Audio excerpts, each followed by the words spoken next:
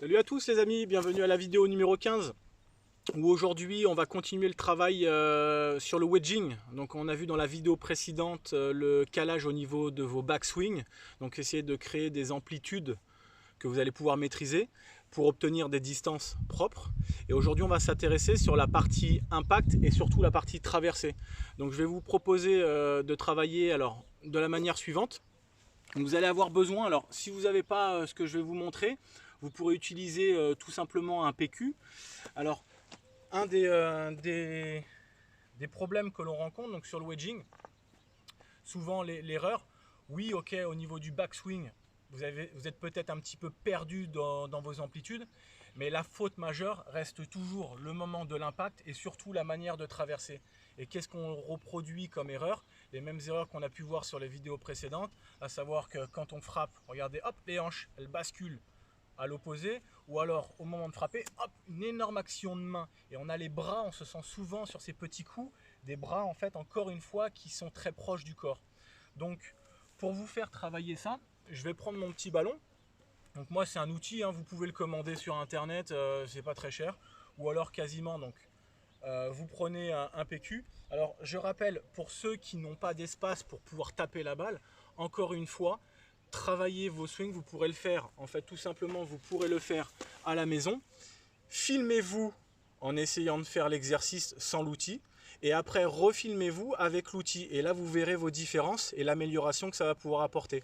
Donc le principe en fait de travailler avec une balle ou encore une fois son petit PQ, en fait vous allez caler la balle dans les avant-bras et l'objectif, ça va déjà vous aider à travailler sur un peu le côté connexion, sentir que vos bras, épaules, club, quand vous jouez, quand vous démarrez, hop, tout de suite on n'aura pas cet effet là.